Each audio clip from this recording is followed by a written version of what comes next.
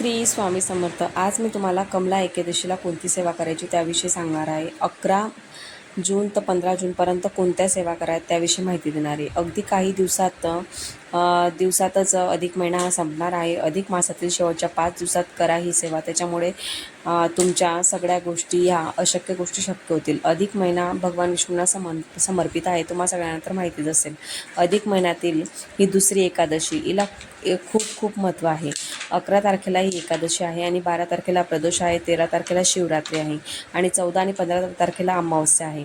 11 ते 13 हे दिवस खूप महत्त्वाचे आहेत। काही कारणांनी ज्या कुणालाही सेवा करणं शक्य झालं नसेल त्यांनी या 5 दिवसात करायच्या या सेवा, त्यांच्यावर कृपा आणि आशीर्वाद प्राप्त करायचा असेल तर तुम्ही या सेवा नक्की करा। 5 दिवसामध्ये संपूर्ण अधिक महिन्यात जे पुण्य प्राप्त होऊ शकत नव्हतं ते तुम्ही 11, 12, 13, 14, 15 या दिवसात पुण्य प्राप्त करू शकतात। या 5 दिवसात तुम्ही सत्यनारायणाची पूजा करू शकतात, विष्णू याग करू शकतात आणि 1 दिवसाचं व्यंकटेश स्तोत्राचं अनुष्ठानही करू शकतात आणि संक्षिप्त श्रीमद भागवत गीता ग्रंथाचं पारायण करू शकतात। गीतेचं पूर्ण वाचणं शक्य नसेल तर गीतेचा 15वा अध्याय वाचायचा आहे आणि 1 माळ ओम नमो भगवते वासुदेवाय नमः या मंत्राचा जप करायचा आहे। तसेच या शेवटचे 5 दिवस खूप महत्त्वाचे आहेत। सर्वात संक्षिप्त श्रीमद भगवद्गीता ग्रंथाचं रोज 3 अध्यायाचं पठण केलं तरी चालणार आहे आणि कुलदेवीची सेवा करणं राहिलं असेल तर तीही तुम्ही नक्की करा। तसेच बाळकृष्णाच्या मूर्तीचा अभिषेक करा। लेकीला आणि जावयाला वाणही तुम्ही देऊ शकतात। कुठल्याही पवित्र स्थानी जाऊन स्नान करा आणि दीपदान करा।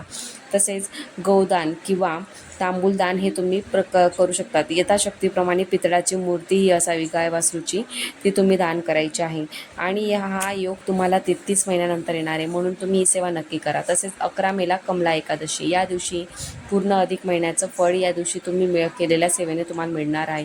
एकादशीचा उपवास करताना एकादशीला शिजवलेलं अन्न खात नाही, फक्त फलाहार खायचा आहे।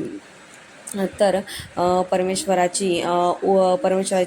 परमेश्वराजवळ वास करण्याचा हा दिवस असतो। शरीर शुद्धीकरण होत असतं। हा दिवस खूप महत्त्वाचा आहे। 11 ते 15पर्यंत उपवास करू शकतात तर चांगली गोष्ट आहे। दिवसभर मंत्र जाप करावा। भात, कांदा, लसूण हा एकादशीच्या दिवशी खाऊ नये। तसेच भगवान विष्णू किंवा बाळकृष्णाच्या मूर्तीचा अभिषेक करा। ओम नमो भगवते वासुदेवाय नमः या मंत्राचा जप करा। फूल अर्पण करू शकतात आणि गुळ आणि खोबऱ्याचा नैवेद्य दाखवू शकतात। या दिवशी पितरांची सेवा नक्की केली जाते। संक्षिप्त श्रीमद भागवत गीतेचं पठण केल्यामुळे तुमचे जे पितरांचे दोष आहेत ते कमी होतात। तसेच एका बैठकीत तुम्हाला करणं शक्य नसेल तर तुम्ही 2 बैठकीत जरी संपवलं तरी चालेल। तर या गुरुवारी गीतेचा 15व्या अध्यायाचं पठण करायचं आहे, 18 गीतेच्या नावाचा जप करायचा आहे आणि एकादशीच्या दिवशी विष्णू याग तुम्ही करू शकतात। तसेच सत्यनारायणही करू शकतात। फक्त त्या दिवशी तुम्ही शिरा हा नैवेद्याला दाखवायचा नाही, फक्त खडी साखर ही नैवेद्याला दाखवायची आहे, कारण की त्या दिवशी उपवास असतो म्हणून।